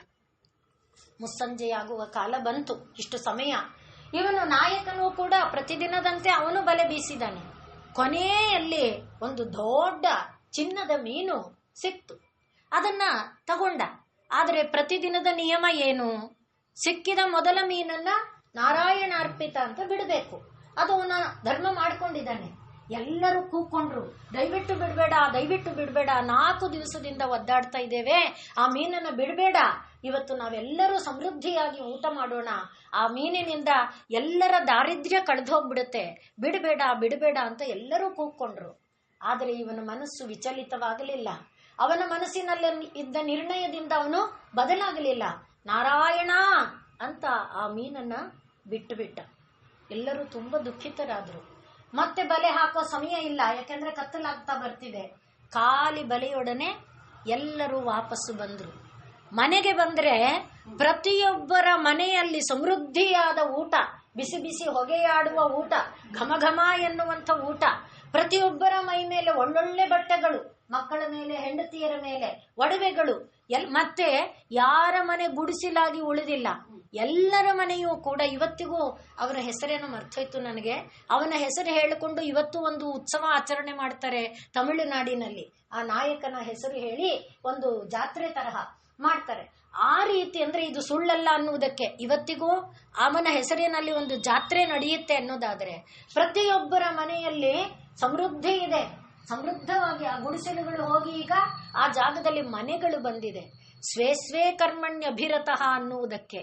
ಆದ್ರಿಂದ ದೇವಿ ಯಾವ ಒಂದು ವರ್ಣಾಶ್ರಮವನ್ನ ಹಾಕೊಟ್ಟಿದ್ದಾಳೆ, ಅಯ್ಯೋ ಈ ವರ್ಣಾಶ್ರಮ ಧರ್ಮ ಪರಿಪಾಲಿಸ್ತಾ ಇದ್ರೆ ನಮ್ಮ ಹೊಟ್ಟೆ ಎಲ್ಲಿ ತುಂಬುತ್ತೆ, ನಾವು ಹೀಗೆ ಬದುಕಕ್ಕಾಗಲ್ಲ ಅನ್ನುವ ರೀತಿಯಲ್ಲಿ ಇವತ್ತು ದಾರಿಯನ್ನ ಏನೇನೋ ಹಿಡ್ದಿದಾರಲ್ಲ, ಅನ್ಯಾಯ ಮಾರ್ಗ, ಅಧರ್ಮದ ಮಾರ್ಗ, ಯಾವ ಯಾವುದೋ ಮಾರ್ಗಗಳನ್ನ ಹಿಡಿದು ನಮ್ಮ ಹೊಟ್ಟೆನ ನಾವು ತುಂಬಿಸಿಕೊಂಡ್ರೆ ತಪ್ಪಿಲ್ಲ. ಬೇರೆಯವರದನ್ನ ಕಸ್ಕೊಳ್ಳೋದು ನಾವು ನಿನ್ನೆ ಹೇಳಿದ್ದೇವೆ. ಸ್ವದತ್ತಂ ವಾ ಪರದತ್ತಂ ವಾ ಯೋ ಹರೇತವ ಸುಂದರಾಂ ಷಷ್ಟಿರ್ವರ್ಷ ಸಹಸ್ರಾಣಿ ವಿಷ್ಟಾಯಾನ್ ಜಾಯತೆ ಕೃಮಿಹಿ. ಹಾಗೆ ಬದುಕೋದು. ಹಾಗೆ ಒಬ್ಬ ಕಳ್ಳತನದ ಧರ್ಮ ಇರುವವನು ಕಳ್ಳತನ ಮಾಡಬೇಕಾಗಿತ್ತು, ಆದರೆ ಅವನು ಬರೀ ಕಳ್ಳತನ ಮಾಡ್ತಾ ಇಲ್ಲ, ದರೋಡೆಗೆ ಇಳಿದ, ತಲೆ ಬಡಿಯೋ ಕೆಲಸಕ್ಕೆ ಇಳಿದ, ಹಾಗೆ ಅನ್ಯಾನ್ಯ ರೂಪಕ್ಕೆ ಇಳಿದು ಮಾಡಬಾರದ ಎಲ್ಲ ಹೀನ ಕೆಲಸ ಮಾಡಿದ. ಈಗ ಕೊನೆ ಗಳಿಗೆಗೆ ಬಂದಿದ್ದಾನೆ. ಅವನ ದೊಡ್ಡ ಗಂಟಿದೆ, ಈಗ ಬೇಕಾದಷ್ಟು ಐಶ್ವರ್ಯ ಇದೆ, ಎಲ್ಲ ಗಂಟನ್ನು ಮುಚ್ಚಿಟ್ಕೊಳ್ಳೋಕೆ ಜಾಗ ಇಲ್ಲ, ಅಷ್ಟು ದೊಡ್ಡ ಗಂಟು ಇಟ್ಕೊಂಡು ಬಂದಿದ್ದಾನೆ. ಈಗ ಸಾಯೋ ಸ್ಥಿತಿಯಲ್ಲಿ ಅವನಿಗೆ ಇದನ್ನೆಲ್ಲ ಏನು ಮಾಡೋದು, ಹೇಗೆ ಮಾಡೋದು? ಅಯ್ಯೋ ಅಯ್ಯೋ ಅಯ್ಯೋ, ನಾನು ಈ ಥರ ನಡ್ಕೊಂಡ್ಬಿಟ್ಟೆ, ಒಂದೊಂದು ನೆನಪಾಗ್ತಾ ಇದೆ. ಆದ್ರಿಂದ ನಾನು ಮಾಡಿದ ಈ ಪಾಪದಿಂದ ಮುಕ್ತಿ ಹೊಂದೋದು ಹೇಗೆ ಯೋಚನೆ ಮಾಡ್ತಾ ಇರುವಾಗ ದಾರಿಯಲ್ಲಿ ಓಡಾಡುವ ಅವನದೇ ಜಾತಿಯ ಕಳ್ಳರದೇ ಮಾತು, ನಾನು ಕಳ್ತನ ಮಾಡ್ತಿದ್ದೀನಿ ನಿಜ, ಆದರೆ ಇದರಲ್ಲಿ ಇಷ್ಟು ಧರ್ಮ ಮಾಡ್ತೀನಪ್ಪ, ನಾನು ಕಳ್ತನ ಮಾಡ್ತಿದ್ದೀನಿ ನಿಜ, ನಾನು ಇದರಲ್ಲಿ ದಾನ ಮಾಡ್ತೀನಪ್ಪ ಅನ್ನುವ ಮಾತುಗಳು ಇವನ ಕಿವಿಗೆ ಬಿತ್ತು. ಹಾಗಾದರೆ ಈಗಲೂ ಕಾಲ ಮೀರಿಲ್ಲ, ಸಾಧ್ಯವಾದಷ್ಟು ದಾನ ಮಾಡೋಣ, ಧರ್ಮ ಮಾಡೋಣ, ನನ್ನ ಮರಣಾವಸ್ಥೆಯಲ್ಲಿ ಅದಾದರೂ ಪುಣ್ಯವಾಗಿ ನನ್ನನ್ನು ಕಾಪಾಡುತ್ತೆ ಅಂತ ಯೋಚನೆ ಮಾಡ್ಕೊಂಡ. ಅದಕ್ಕೆ ಅವನೇನ್ ಮಾಡ್ದ, ಈ ದಾರಿ ಓಡಾಡ್ತಾ ಇದ್ದ ಕಳ್ಳರನ್ನ ಕರೆದು ಬಿಟ್ಟು, ನೀವು ದಾನ ಮಾಡದೆ ಧರ್ಮ ಮಾಡದೆ ಅಂತಿರಲ್ಲ, ಅಂಥವ್ರನ್ನ ಯಾರನ್ನಾದ್ರೂ ನನ್ನ ಹತ್ರ ಕರ್ಕೊಂಡ್ಬನ್ನಿ, ನಾನು ಓಡಾಡೋ ಸ್ಥಿತಿಲಿಲ್ಲ, ನಾನೂ ಕೂಡ ದಾನ ಧರ್ಮ ಮಾಡಕ್ಕೆ ಇಷ್ಟಪಡ್ತೇನೆ ಅಂತ ಹೇಳಿದ. ಆಗ ಇವರು ಆಯ್ತು, ಅದಕ್ಕೇನಂತೆ, ಯಾರಿಗೂ ಒಳ್ಳೇದಾಗೋದಾದ್ರೆ ಅಂತ ಇವರು ಕೆಲವು ಶ್ರೇಷ್ಠರಾದ ಯಜ್ಞಯಾಗಾದಿಗಳನ್ನ ಮಾಡುವ ವೇದಾಂಗ ಸಂಪನ್ನರಾದಂಥ ಬ್ರಾಹ್ಮಣರನ್ನ ಕರ್ಕೊಂಡು ಬಂದರು. ಆಗ ಇವನು ಹೇಳ್ದ, ಸ್ವಾಮಿ ನಾನು ಹೀಗೆ ನಿಮ್ಗೆ ದಾನ ಮಾಡಬೇಕು ಅಂತ ಇದ್ದೇನೆ, ನಾನು ಕೊಡುವಂತ ಈ ದಾನವನ್ನ ತಾವು ಸ್ವೀಕರಿಸಬೇಕು. ಆದರೆ ಅವಾಗ ಕೇಳಿದ್ರು, ಅಪ್ಪ ನೀನು ಯಾವ ವೃತ್ತಿಯವನು, ಹೇಗೆ ನೀನು ಇದನ್ನೆಲ್ಲ ಸಂಪಾದಿಸಿದೀಯೇ? ಅವನು ಪ್ರಾಮಾಣಿಕವಾಗಿ ಹೇಳಲೇಬೇಕು, ಹೇಳದೇ ಇದ್ರೂ ಇವ್ರಿಗೆ ಗೊತ್ತಾಗುತ್ತೆ ಅಂತರಂಗ ದೃಷ್ಟಿಗೆ. ಆದರೆ ಇವನು ಹೇಳ್ದ, ನಾನು ಈ ಒಂದು ಕ್ರಿಯೆಯಿಂದ ಮಾಡಿದ್ದೇನೆ. ಆಗ ಅವರು ಹೇಳಿದ್ರು, ಬರೀ ಕಳ್ಳತನ ಮಾಡಿದ ದುಡ್ಡಾಗಿದ್ರೆ ನಾವು ತಗೊಂಡಿರ್ತಿದ್ವಿ, ನೀನು ಮಾಡಿರುವುದು ಅಂದ್ರೆ ಒಂದು ವೃತ್ತಿಗೆ ನಿಷ್ಠೆಯಿಂದ ಇಲ್ಲ, ನೀನು ಒಂದು ವೃತ್ತಿಯನ್ನ ನಿಷ್ಠೆಯಿಂದ ನಡೆಸದೆ ಸ್ವಕರ್ಮಣ, ಅದಕ್ಕೆ ಹೇಳ್ತಾ ಇದ್ದೀನಿ, ಒಂದು ಕರ್ಮ ಮಾಡಲಿಲ್ಲ, ನಾನಾ ಕ್ರಿಯೆಗಳಿಗೆ ಹೋಗಿ ನಾನಾ ವಿಧವಾದ ಅನಾಚಾರಗಳನ್ನ ಮಾಡಿ ನೀನು ಗಳಿಸಿರೋದ್ರಿಂದ, ಏಕನಿಷ್ಠೆ ಇಲ್ಲದೆ ಇರೋದ್ರಿಂದ ನಿನ್ನದನ್ನ ನಾವು ದಾನವಾಗಿ ತಗೊಳ್ಳೋದಿಲ್ಲ ಅಂತ ಹೇಳಿ ಹೊರಟವರು ಅವರು ಅಲ್ಲೇ ಸಮೀಪದಲ್ಲಿದ್ದ ನದಿಯಲ್ಲಿ ಅಘಮರ್ಷಣ ಮಂತ್ರಗಳನ್ನ ಹೇಳ್ಕೊಳ್ತಾ ಸ್ನಾನ ಮಾಡ್ತಾ ಇದ್ದಾರೆ. ಆಗ ಈ ಕರ್ಕೊಂಡ್ಬಂದಿದ್ದರಲ್ಲ ಅವರು, ಅಲ್ಲ ಸ್ವಾಮಿ ನೀವು ದಾನ ತಗೊಳ್ಳಿಲ್ಲ ಏನಿಲ್ಲ, ಯಾಕೆ ಅಘಮರ್ಷಣ ಸೂಕ್ತ ಹೇಳ್ಕೊಂಡು ಸ್ನಾನ ಮಾಡ್ತಾ ಇದ್ದೀರಿ ಅಂತ ಕೇಳಿದ್ರು. ಅಂಥವನ ಜೊತೆ ಮಾತಾಡಿದ್ರೇನೆ ಪಾಪ ಬರುತ್ತೆಪ್ಪ, ಆ ಪಾಪನ ಕಳ್ಕೊಳ್ಳಕ್ಕೆ ನಾವು ಅಘಮರ್ಷಣ ಸೂಕ್ತ ಹೇಳ್ಕೊಂಡು ಸ್ನಾನ ಮಾಡ್ತಾ ಇದ್ದೇವೆ ಅಂದ್ರೆ ವರ್ಣಾಶ್ರಮದ ಒಂದು ನಿಯತತೆಯಿಂದ ಯಾವ ಫಲ ಇದೆ, ನಿಯಮ ಉಲ್ಲಂಘನೆಯಿಂದ ಏನಿದೆ, ಅದನ್ನ ತಾಯಿ ಲೋಕಕ್ಕೆ ಕೊಟ್ಟಿರೋದು ಯಾತಕ್ಕೆ ಅಂತ ಕೇಳಿದ್ರೆ, ವರ್ಣಾಶ್ರಮ ಧರ್ಮಗಳು ವಿಸ್ತಾರವಾಗಿದೆ, ನ್ಯಾಯವಾಗಿ ಸುಲಭವಾಗಿ ನಾವು ತಿಳ್ಕೊಳ್ಳೋದೇನು, ನೀನು ಬದುಕು ನಾನು ಬದುಕ್ತೇನೆ, ನಾನು ಬದುಕ್ತೇನೆ ನೀನು ಬದುಕಲ್ಲ, ನೀನು ಬದುಕು ನಾನು ಬದುಕ್ತೇನೆ. ಮೊದಲು ಆ ಧರ್ಮವನ್ನ ಇಟ್ಕೊಳ್ಬೇಕು. ಮೊದಲು ನಿನ್ನ ತುತ್ತಿನ ಅನ್ನ, ಅದು ನಾವು ಕಥೆ ಕೇಳಿದ್ದೇವೆ. ಒಬ್ಬ ಸೈನಿಕ ಕೊನೆಯ ಸ್ಥಿತಿಯಲ್ಲಿ ಇರ್ತಾನೆ, ಸಾಯೋ ಸ್ಥಿತಿಯಲ್ಲಿ ಇರ್ತಾನೆ, ನೀರು ನೀರು ಅಂತ ಕೂಗುತ್ತಿರ್ತಾನೆ. ಯಾರೋ ಒಬ್ಬ ನೀರನ್ನ ಕೊಡೋದಕ್ಕೆ ಬಂದಾಗ ಅವನು ಅವನು ಕೂಡ ಸೈನಿಕನೇ ಆಗಿರ್ತಾನೆ, ಅವನಿಗೆ ಕೈ ಕಾಲು ಮುರಿದಂತೆ ಆಗಿರುತ್ತೆ, ಅಂದ್ರೆ ಕತ್ತರಿಸಿ ಹೋಗಿರುತ್ತೆ, ಜೀವ ಇರುತ್ತೆ. ಆದ್ರಿಂದ ಇವನು ನೀರು ಕುಡಿಯೋನಿಗೆ ಕೊಡಕ್ಕೆ ಬಂದಾಗ thy need is greater than my need ಅಂತ, ನೀನ್ ನನಗಿಂತ, ಯಾಕೆಂದ್ರೆ ನಾನು ನೀರು ಕುಡಿದೇ ಇದ್ರೂ ಸತ್ತೋಗ್ತೀನಿ, ನೀನ್ ನೀರು ಕುಡಿದ್ರೆ ಬದುಕ್ತೀಯ, ಕೈ ಕಾಲು ಇಲ್ಲ ನಿಜ, ಆದ್ರೆ ಬದುಕಿ ಮನೆ ಜನರಿಗೆ ಮನುಷ್ಯನಾಗಿ ಉಳಿತೀಯೇ, ನೀನ್ ನೀರು ಕುಡಿ ಅಂತ ಅವನು ನೀರಿಸ್ಕೊಳ್ಳೋದಿಲ್ಲ. ಹಾಗೆ ಮೊದಲು ನೀನು ಆಮೇಲೆ ನಾನು ಅನ್ನುವ ಒಂದು ಧರ್ಮದೊಡನೆ ಅದೇ ಪಂಚಯಜ್ಞಗಳು. ಆದ್ರಿಂದ ದೇವಯಜ್ಞ, ಋಷಿಯಜ್ಞ, ಪಿತೃಯಜ್ಞ, ನರಯಜ್ಞ, ಭೂತಯಜ್ಞ, ಅಂದ್ರೆ ಎಲ್ಲ ಜೀವಕೋಟಿಗಳು, ಅದು ತಾನೇ ಸಹಸ್ರ ಶೀರ್ಷವದನ, ಸಹಸ್ರಾಕ್ಷಿ, ಸಹಸ್ರಪಾತ್, ಎಲ್ಲ ಜೀವಿಗಳೊಡನೆ ಸಹಬಾಳ್ವೆಯಿಂದ ಬದುಕುವಂತ ಬದುಕನ್ನ ವರ್ಣಾಶ್ರಮ ವಿಧಾಯಿನಿ ಆಗಿ ಅವಳು ಲೋಕಕ್ಕೆ ಧರ್ಮವನ್ನ ಕೊಟ್ಟಿದ್ದಾಳೆ. ತನ್ಮೂಲಕ ಏನು ಮಾಡಿದಾಳೆ? ತಾನು ಸೃಷ್ಟಿಸಿದ ಜೀವಿಗಳ ಸಂರಕ್ಷಣೆಯ ಭಾರವನ್ನ ಹೊತ್ತಿದ್ದಾಳೆ. ಅದರ ಮೂಲಕ ಅವಳು ರಕ್ಷಕಿಯಾಗಿ, ಅವಳು ಸರ್ವರ ಯೋಗಕ್ಷೇಮವನ್ನ ನೋಡಿಕೊಳ್ಳುವವಳಾಗಿ ಸರ್ವರನ್ನ ನೋಡ್ತಾ ಇದ್ದಾಳೆ, ಭರಿಸ್ತಾ ಇದ್ದಾಳೆ, ಪಾಲಿಸ್ತಾ ಇದ್ದಾಳೆ, ಪೋಷಿಸ್ತಾ ಇದ್ದಾಳೆ. ಆದ್ರಿಂದ ವರ್ಣಾಶ್ರಮ ವಿಧಾಯಿನಿ. ಈ ವರ್ಣಾಶ್ರಮಗಳನ್ನ ಕೊಟ್ಟಿದ್ದು ಯಾರು ಅಂತ ಕೇಳಿದ್ರೆ, ವರ್ಣಾಶ್ರಮಗಳನ್ನ ಲೋಕಕ್ಕೆ ತಂದು ಕೊಟ್ಟಿದ್ದು ಯಾವುದು? ನಾವು ತಿಳಿದಿರುವಂತೆ ವೇದಗಳು, ಉಪನಿಷತ್ತುಗಳು, ಅವುಗಳನ್ನ ಆಧರಿಸಿ ಬಂದಿರುವಂತ ಪುರಾಣಗಳು, ತಂತ್ರಗಳು, ಸೂಕ್ತಗಳು, ಇವೆಲ್ಲ. ಆದ್ರಿಂದ ಅದೆಲ್ಲ ಎಲ್ಲಿಂದ ಬಂತು? ಈಗ ಮುಂದಿನ ನಾಮ ನಿಜಾಜ್ಞಾರೂಪ ನಿಗಮ. ತನ್ನ ಆಜ್ಞೆ ಎಂಬುದೇ ಈ ವೇದ, ವೇದಾಂತ, ಉಪನಿಷತ್ತು, ಪುರಾಣ, ಇತಿಹಾಸ, ತಂತ್ರ, ಮಂತ್ರ ಏನೇನಿದೆ ಅದೆಲ್ಲವೂ ಕೂಡ ನಿಜಾಜ್ಞಾ, ದೇವಿಯದೇ ಆಜ್ಞೆ. ದೇವಿಯದೇ ಆಜ್ಞೆ ಎಂಬುದಂತೆ ಭಾವಿಸಿ ನಾವು ಕರ್ತವ್ಯಗಳನ್ನ ನಿರ್ವಹಿಸಿದರೆ, ಅದನ್ನೇ ತಾನೇ ನಾವು ಅನೇಕ ಬಾರಿ ಹೇಳಿಕೊಂಡು ಬಂದಿರೋದೇನು? ಪ್ರಥಮ ನಾವು ಮಾಡುವಾಗ ಶ್ರೀ ಭಗವದ್ ಆಜ್ಞೆಯ, ನಾನು ಮಾಡ್ತಾ ಇರುವಂತ ಕೆಲಸ ಭಗವಂತನ ಆಜ್ಞೆ. ಕಳ್ಳತನ ಮಾಡ್ತಾ ಇದ್ರೆ ಭಗವಂತನ ಆಜ್ಞೆ. ಆದ್ರಿಂದಲೇ ತಿರುಪ್ಪಾಣಿ ಆಳ್ವಾರರು ಅವರು ಪರಮಾತ್ಮನನ್ನ ಸಾಕ್ಷಾತ್ಕಾರ ಮಾಡ್ಕೊಂಡಿದ್ದಾರೆ. ಅವರು ಕೂಡ ಕಳ್ಳತನವನ್ನೇ ಮಾಡಿರೋದು. ಕಳ್ಳರಾದರೂ ಕೂಡ ಆಳ್ವಾರ್ ಅಂತ ಗುರುಗಳ ನೆಲೆಗೆ ಬಂದಿದ್ದಾರೆ. ಆ ರೀತಿಯಾದಂಥ ಒಂದು ಔನ್ನತ್ಯವನ್ನ ಸಾಧನೆ ಮಾಡಬೇಕಾದರೆ ಈ ಒಂದು ಭಾವ ನಮ್ಮೊಳಗೆ ವೇದಾಂತಗಳಿಂದ ಬಂದಿರುವಂತಹ ಧರ್ಮವನ್ನ, ದೇವರ ಆಜ್ಞೆ, ನಿನ್ನ ಆಜ್ಞೆ, ಅದಕ್ಕೆ ನಾವು ಆ ಕಥೆಯನ್ನು ಬೇಕಾದ್ರೆ ನಾಳೆ ನೋಡಬಹುದು. ಭಗವಂತನ ಆಜ್ಞೆ ಎಂಬುದಾಗಿ ಭಾವಿಸಿ ಮಾಡುವಂಥ ಪ್ರತಿ ಕೆಲಸವೂ ಕೂಡ ಯಜ್ಞವೇ. ಅದನ್ನ ಈಗ ನಿಜಾಜ್ಞಾರೂಪ ನಿಗಮ, ಈ ನಾಮವನ್ನ ನಾವು ನಾಳೆ ದಿವಸ ನೋಡೋಣ.